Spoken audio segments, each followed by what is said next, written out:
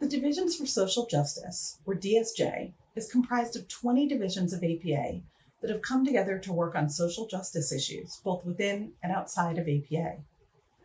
At the APA convention in Chicago last August, DSJ representatives met and chose climate justice as a key focus for us in 2020.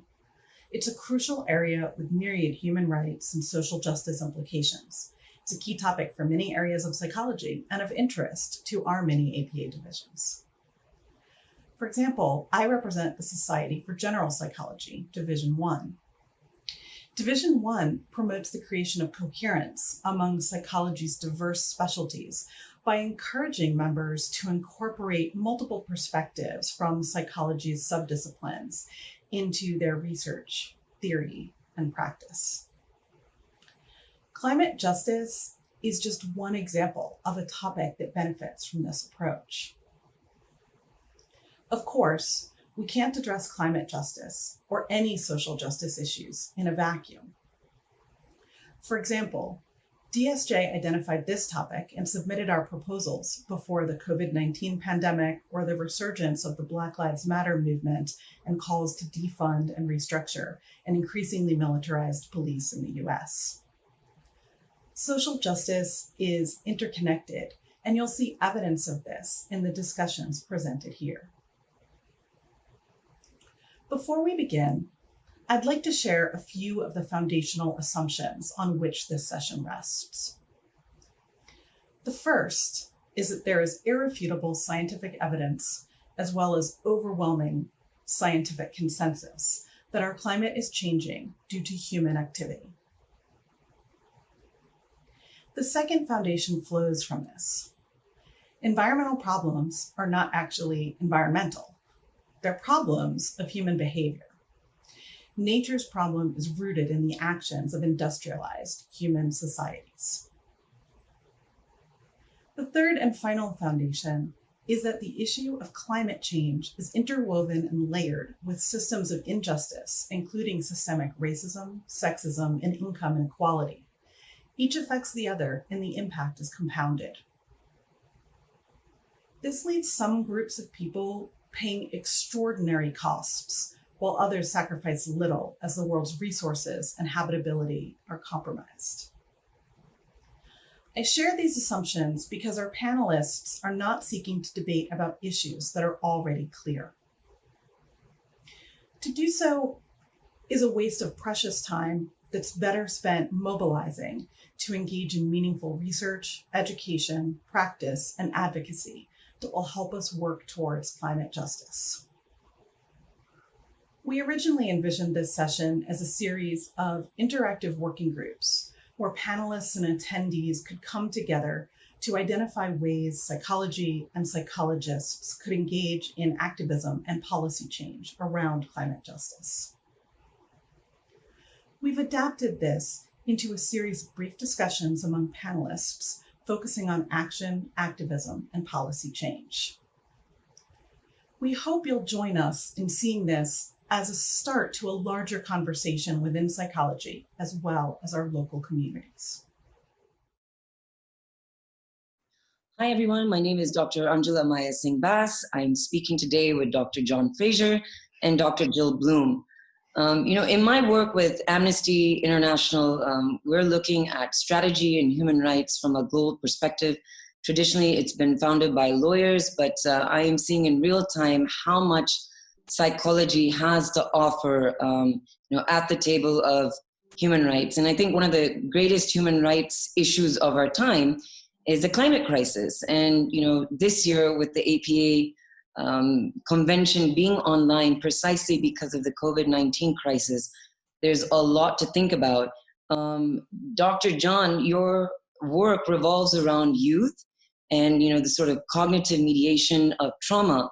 And it's really interesting because in a lot of parts of the world, it depends how people think about climate, literally in whichever country or culture they're being raised in. Sometimes it's viewed as there's a perpetrator and then there's a victim, and sometimes it can be a blame game, or sometimes people are like, this doesn't involve me. This is, I have to put food on the table, right? So this is way in the future. But Jill, you also brought up the issue of the climate crisis and COVID-19 really share a lot of comorbidities in how they're affecting people around the world. Maybe you can add a bit to that. Right. And that's been something that I've been really struck by in some recent work I've been doing. We talk about, and I think the climate crisis has certainly made those of us who are aware about how interrelated and interconnected the world is. And I think that's only been amplified by COVID-19, that in many ways, COVID is a invisible virus in the ways that you're describing, that climate change to many is invisible. And not only, I think, where this comes together and really, lines up, I think, very meaningfully with social justice, is who is most vulnerable to both of these crises. It's poor, economically deprived people of color, who are suffering enormously. And I think what's also interesting in some of the work I've just been doing as well is often, in fact, there's a concept of a pool of worry, that people can only worry about one crisis at a time. And well, that's fair. I mean, look at India, where, the blue sky for the first time in 25 years. Anjhula, you're in Malaysia, so maybe you've got some phenomena you've been seeing.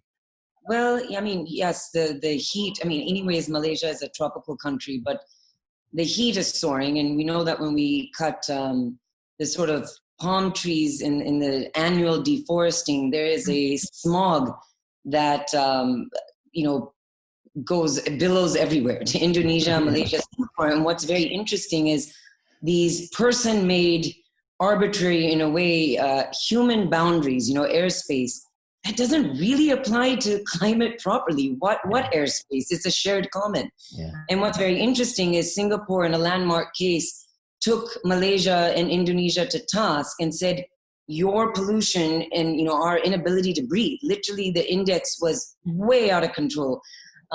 We're suffering, and they actually won that case, which is quite interesting from a human rights perspective. And psychologically, we never thought that we would be able to do that, sue people on airspace, right? But I think there's a real silver lining to what you both are talking about, because, climate crisis is that delayed effect that really can throw people off. And exactly like what Dr. Bloom is saying, when we study, for example, in America, the amount of Black lives lost to COVID, we know that there's just multiple inequities, right? And, psychologists, I believe, are very superbly poised to tackle these issues. But I think what I'd really like to talk about for the last bit of this conversation is the role psychologists can play in this, because I think, Anjhula, you mentioned this as well, that we're not seeing psychologists talking about why aren't people wearing masks? How is it that we're dealing with the COVID issue?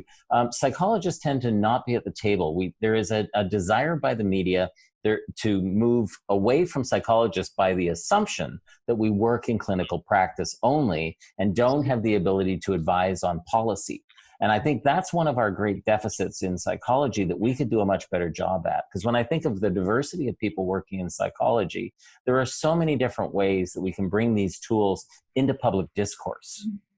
So we help people understand, why aren't people willing to understand this? How are they challenging this phenomenon? And what is the mental process for getting people engaged in these sort of distant, abstract, and learned traumas that are going to really affect them? So, excellent point. What's really interesting is, on the one hand, as psychologists, we have our ethical code, and we, basically do no harm. But on the other hand, especially in sort of maybe global North dominated or Western derived, let's say, psychoanalysis or psychology, there is this idea of neutrality. A lot of people are like, wow, you're a trauma specialist and a human rights activist. How does that, because that means you take a stance. But to me, they're not mutually exclusive. They're actually quite compatible. When we speak about no harm and our unconditional acceptance, let's say even in the therapeutic room, then that necessarily is going to make one think, hopefully, about Black Lives Matters and, let's say, for example, LGBTQ rights. And none of this even matters when there's no planet, right? So it's subsumed literally under the climate crisis umbrella, which is why, even our conversations have had psychologists from, various fields.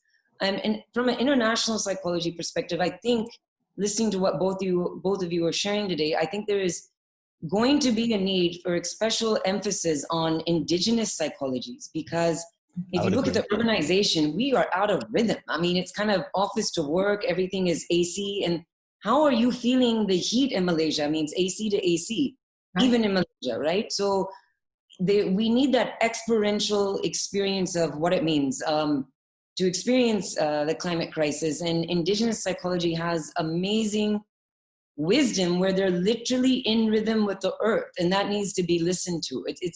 It's not just about the fancy verses that we've trained in. And I think if we were ever ready to accept that, the moment is now. I absolutely agree, but I also think that we can look at the relationship between religion and psychology as well, because many, religions at their root have a land ethic. And the real question is helping surface those green aspects of religion, because people organize. That is one of the fundamental ways people organize their world, whether it's, indigenous knowledge practices or whether it is a religious practice. It is a way of organizing the systems and thinking about your moral code. And I think one of the roles psychologists could play is really thinking through this issue of morality. How is it that the climate is part of our moral code? And I feel we keep letting it down by going to disciplinary science, where there tends to be we tell you what's going to happen, but we don't tell you what to do with it. We have that unique profession that talks about, we know how it's going in, and the real issue is how do you get it from in back out into a place where people can be productive in addressing the climate crisis. Well, and I think going along with that, first of all, it's acknowledging that we are part of nature. Not controlling. Who knew? It's very much what indigenous populations who have a respect and a communion with nature. We've become so removed and more into taming nature. And so I think that is a important point. And then I think also going along with what Anjhula was talking about is, the neutrality that psychology as a discipline takes. That, there is such an important role for psychology and psychologists to become much more advocates and activists. I'm a conservation psychologist, and I have no problem saying we're an activist discipline, okay? We believe, or I'm speaking for my whole field, and they're probably going to hate me for it, but, really, people are addicted to the overconsumption of resources on which all life depends. Yeah. And if we don't help wean them off this addiction, we don't deal with all of the problems that come with addiction that we see playing out in society, then we are going to be on the ship that is going in the wrong direction. So I think if we start talking about the issue of environmental degradation and climate as something that is a function of addiction, then I think we reshape the role psychologists can play in public sphere, in advocacy, in communications, and in government, in talking about how we move things forward. And and I think a part of that too, the way in which people are so hesitant to go there, that there is this fear, kind of a dystopian world. But actually, and many of the kind of experts in different areas, from energy to food production, there is a lot of hope. And I think once one does begin to face that which is in crisis, there are, it's not quite too late. And there is much that can be done with, it does require, as John is saying, that one, lifestyle changes, but it's not all of a sudden going from, to nothing. And, you're bringing up the issue of hope, which is something we've looked at quite a bit in the work I've done with Dr. Janet Swim from Penn State University. We really did look at how social groups who understand the issue need time to build a relationship to one another, which is why I bring up the issue of faith. That when people find that other people understand their pain and can share their pain, it's easier to act. A lot of people resist partly because they feel isolated and they're worried about being attacked or told they're wrong. And they're so worried about it that they're actually happy to hear they're crazy They're not crazy. They're like your neighbor. They're normal. But everybody's carrying the same worry and no one wants to talk about it. So as psychologists, we can do a much better job talking to people about how to talk to one another about your experience of this climate and what's happening and what you're seeing, and that it's normal to be worried about it. And we do have, a whole discipline of, dealing with, and many people refer to this as an existential crisis. Well, there is, humanistic psychology, existential psychology are very, very attuned to precisely these kinds of But issues. I'm not hearing a lot from those fields right now, and I would really love to hear more from those fields. Anjhula? I was just going to say, to add to what Dr. Bloom was saying, also transpersonal psychology, which would come in very handy here. But I guess what I'm hearing from our conversation is almost like a four-pronged approach, how we sort of linguistics, the language we use, hope-filled communication in a way, how we're framing questions, because we know when we do our doctoral research at the question we ask determines what we see. It's super important.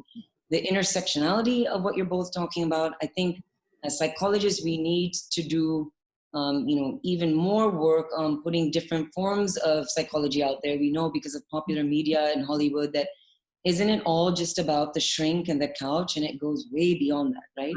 And then I think the fourth thing that we can derive from this conversation is, we want to act and be in a way that is appropriate to the time and space and historical context that we're living in. And maybe neutrality was a key word decades ago, but I think we can all agree that it's, as psychologists, let's not be afraid to really advocate. And even if we got that moniker of activist, it's not a crime. It's actually quite okay. And it, blends in very well with the research that we're doing and the organizations we're a part of. So.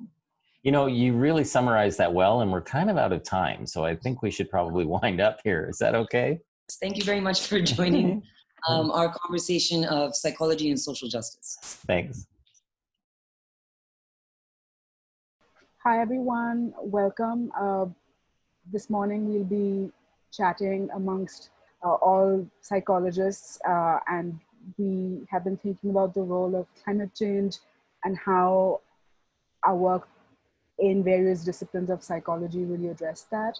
So you'll be hearing from three of us. I have with me Dr. Ezra Markowitz, Dr. Jill Betz Bloom, and I'm Rupu Gupta. And we'll be kind of reflecting on what we think psychologists can offer in this space. Jill, do you want to start? Okay. Well, and maybe just as a way of introduction, I'm a clinical psychologist and I direct a program in global mental health at William James College in Boston. And what really has been very engaging to me and alarming is the impact that climate change has had on vulnerable populations. And just what we've seen in recent months, recent years, just the incidence of who is displaced by flooding, earthquakes. I do work in Haiti. That's been a huge phenomenon. But we've seen the kind of spiraling effect of climate change on displacing populations, on really undermining their livelihood.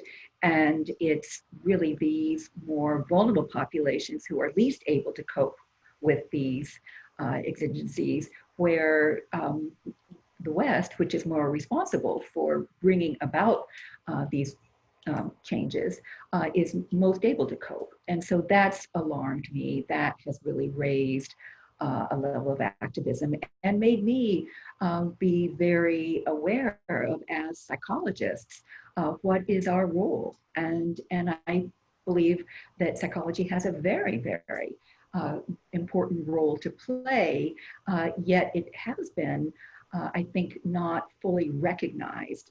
It's been more implicit than explicit. And that, I think, is something that we can talk about. And I know that's some of the work that Ezra has been doing, and maybe he could talk more specifically about that. Yeah, I mean, I think this this question or topic of kind of the gap between who's responsible for climate change and who's most likely to suffer its consequences over the coming years and decades it's not a new one, and it's not one that's unique within the psychological domain. In fact, I think it's actually a little bit newer in the psych world, but it's ongoing for quite a long time in the climate politics world as we try to figure out who owes what to whom, who should take responsibility for dealing with this problem. And, I and others have written quite a bit about how this gap, both between kind of richer and poorer countries, but also between richer and poor individuals within countries, between individuals and corporations, between corporations and governments, all could act as barriers, especially at a psychological level, to people taking on personal responsibility, to feeling like they themselves have something to do with this problem, because there's always somebody else, it seems like, to blame. And it's also, there's a diffusion of responsibility issue that we've written about. There was actually an interesting study that just came out last month that often when one crisis emerges, it silences another crisis. So the question was that is the pandemic, leading to kind of a attenuation of interest or concern about climate change? And they found actually that wasn't true. And what they had, they had originally thought was that was referred to as the what is it called, the pool of worry, that there's only so much one can worry about. And they found that in fact, it seems that the pandemic may have raised awareness, that 73% of people said that they were worried about climate change along with the pandemic. And so they redefined this climate change as an enduring worry. I think what's happening is that both are becoming more visible. And that is a real opportunity for us to begin to, as psychologists, to address this. And I think it really provides, some positive possibilities. That's so interesting. I'm just reflecting on my work and specifically thinking about the timing where we are right now with the pandemic and these systemic calls for racism. So my resilience work has focused on community partnerships, specifically community partnerships that are developed between institutions of higher education or informal education institutions and smaller community groups. And the whole plan is to co-develop resilience plans or mitigation strategies to build stronger communities. And some of these case studies that I'm studying right now, one focused in East Boston, another in Long Beach, California, where they're led by organizations like the New England Aquarium and the Aquarium of the Pacific. It really shows that there has to be sort of inclusive ways in which these partnerships develop, specifically because the groups that they're working with and the areas that they're working in are very vulnerable, not only because their coastal communities and sea level rises are a big concern, but also their disadvantaged communities. They struggle with things like housing stability, gentrification. So these are communities that are not only vulnerable to the impacts of climate change, but also they have been devastated by the pandemic as well. Yeah, I mean, as I'm listening to you talking about the community work that you've been so deeply involved in, Rupu, it makes me think also about, I know part of our conversation here today is kind of the role of psychology in addressing or supporting advocacy and other efforts around climate change and the other kind of big issues that we're all dealing with right now. And I'm wondering, your trainings as a social psychologist, but now you're very much involved in this. I don't even know how you would describe it, if it's multidisciplinary or interdisciplinary, or it's just on the ground work and it's community oriented and community driven, where you see a role for psychological science informing either your approach with your organization or informing how we understand the outcomes of the work or how to make it better. Psychological science ranges from mental health and what, I think a lot of people think about, which is the kind of clinical practice side, trying to either help people improve their mental well-being or at least be able to assess kind of mental health and well-being outcomes, to, design features and kind of what other folks talk about as, you know, human dimensions or judgment decision making, and how do we design environments so that people can make better decisions or so that people have better outcomes. I mean, psychology is so broad. Right. Wonder where you see it playing in the work that you've been doing with communities, if you do, or if it's kind of peripheral. Yeah, no, that's a great question. You know, I started the conversation by acknowledging my training in social psychology, but my professional identity is that of a conservation psychologist. So I'm deeply interested in the human experience and the human relationship with nature, and recognizing that the social aspect is one part of who we are. But we also have emotions, we also think, you know, we also act. So other psychology disciplines have to be part and parcel of any examination I do. So I see my work as fairly interdisciplinary, because even though my frame is psychology, I'm always working with not only colleagues at Knowledge who come in with a different psychological experience or a different disciplinary background, but often in these community contexts, I'm working with folks from different disciplines, people who have background in education, people who have background in the natural sciences, ecologists. And I think especially for the community context, these resilience development contexts, that multidisciplinary lens is key, because you need to be considering every aspect of what will make a community resilient. And we need people to think about, we need horticulturists and botanists to be thinking about the ecology of these communities. So I guess that's where I bring in the group work and kind of thinking about the social dynamics that play out in this context. Jill, I wonder what your take on that same question is. Yeah. Well, I think to kind of bring it back, you know, I think the pandemic is having a huge impact in raising uncertainty, and Yeah. uncertainty does bring about a more openness to take in information, or as we know psychologically, it can lead to kind of shutting down. And so, how to, you know, to work with that, I think is really critical for us. But I think what, you know, first of all, the pandemic, which seems to have, you know, just befallen us all and out of nowhere, it hasn't been out of nowhere. Yeah. This has been among ecologists, virologists, epidemiologists. They all have been predicting that a pandemic it's not, you know, it's about when, not if. And one of the main drivers is what's happened to the environment. And you know that some of the work that I've become much more knowledgeable about, and again, I think this is very much to your point, Rupu, about the interdisciplinary, you know, knowledge that we must acquire, and that, you know, that one of the kind of you know, the kind of drivers is zoonotic diseases, which are, you know, when animals transfer, you know, are carriers and infect humans who have no immunity to combat this virus. And that is brought about by the increasing, you know, degradation of land, deforestation, the disruption of the ecosystem, of biodiversity. All of that is human-driven, and really putting us at enormous risk, as now has actually happened. I mean, just these, I think it was last week, the week before, about the Arctic fires and the melting 100-degree temperatures. I talk about global warming in the Arctic that is having a tremendous impact on melting the permafrost, and that's also happening in Alaska. And what that means, you know, is just a whole cascade of the release of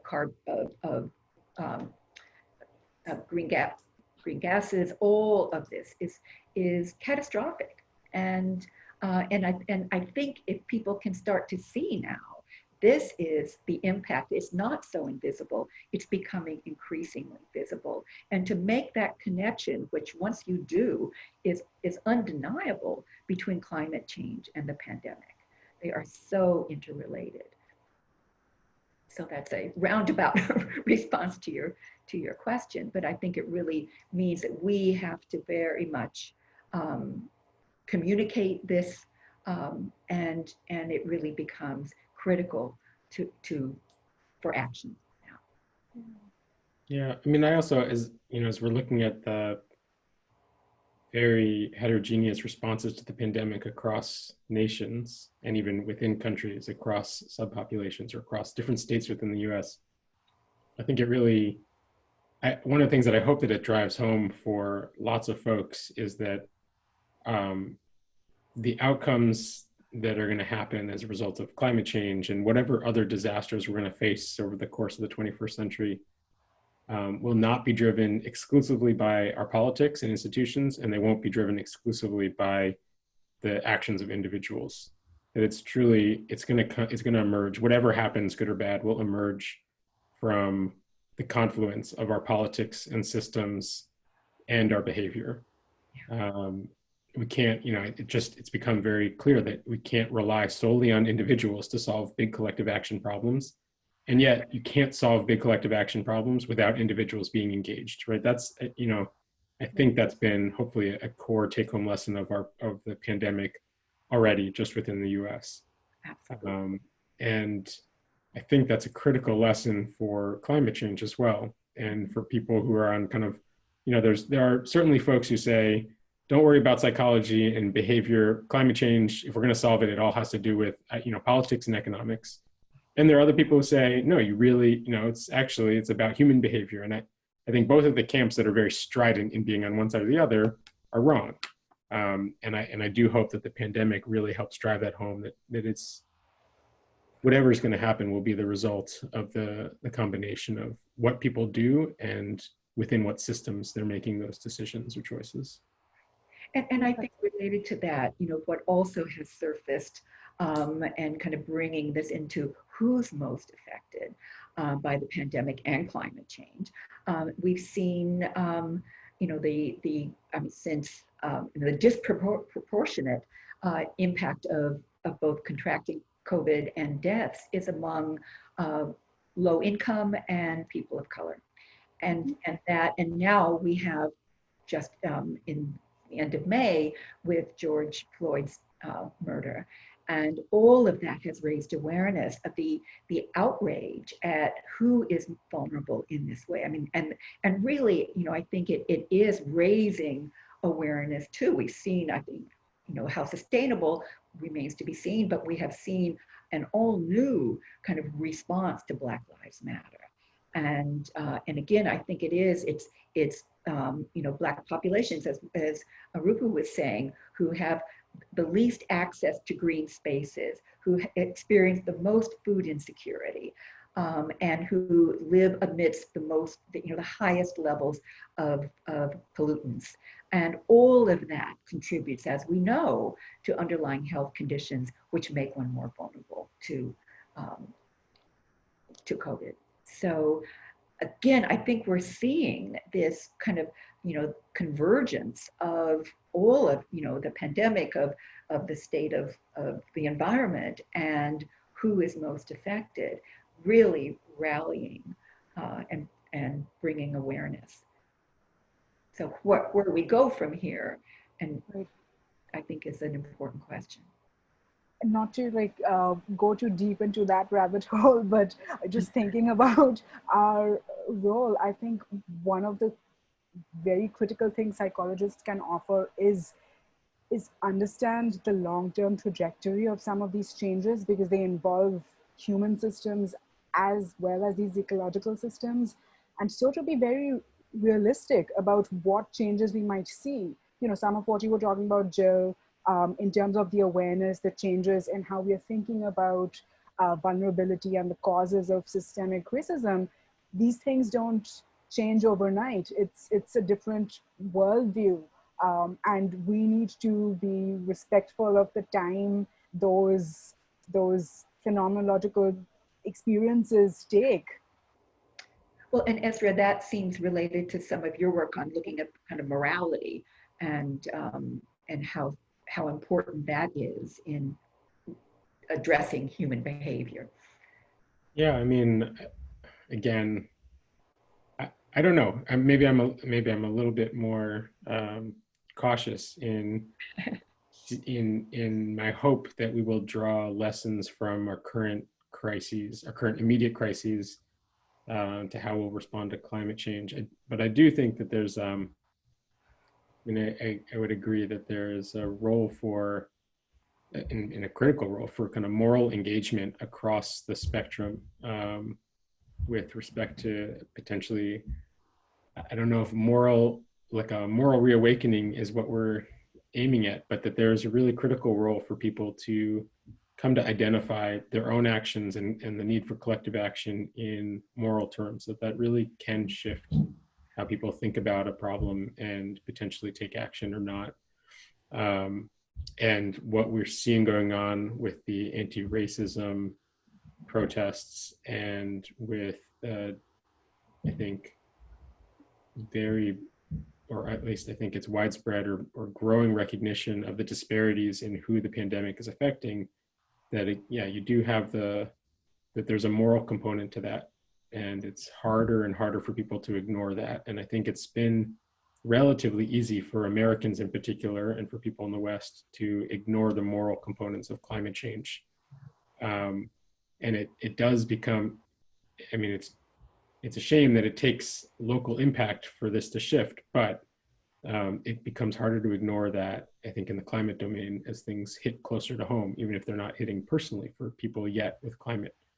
And there might be a silver lining there as well.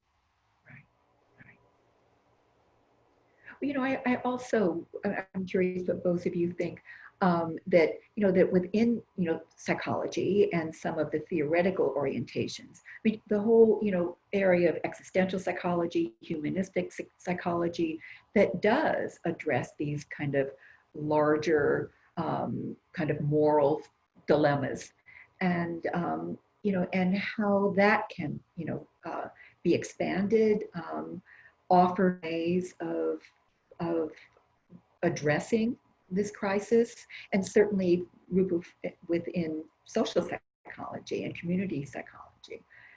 So how do we harness, that which our field is versed in? Yeah, I mean, part of the experience, part of the kind of seminal experience in these communities, even before the pandemic hit, as we've discussed at length, is, sense of kind of being vulnerable, sense of having limited access to a lot of important resources. And the pandemic has kind of really brought that to the forefront in several different ways. The disparities have been further exaggerated, right? And part of that experience brings grief, loss, a lot more. And I think healing needs to be part of the process, for sure. And I think like there's a role for clinical psychologists, for, in general, just thinking about that human experience and what it means to deal with trauma, such as, what's been happening through the pandemic and the Black Lives Matter movement. So that should be, I think, part of the conversation as well, even before sort of thinking about what's next and how do we work with others. So, like it just really brings to forefront kind of how fragile we can be, and the fact that, we do need not only that community capacity, but also our internal capacity to feel like we can create change. So I guess I'm kind of thinking about ways to really build one's personal resilience and really think about that experience. On behalf of all the representatives to the Divisions for Social Justice, thank you for joining us today as part of your virtual conference experience. If you've not already done so, please check out the sibling presentation to this one entitled Psychology's Role in Addressing Climate Change and Climate Justice. In this, we adapted a more traditional panel presentation to be a series of rapid interviews and discussions focusing on what we know about climate change and climate justice within psychology.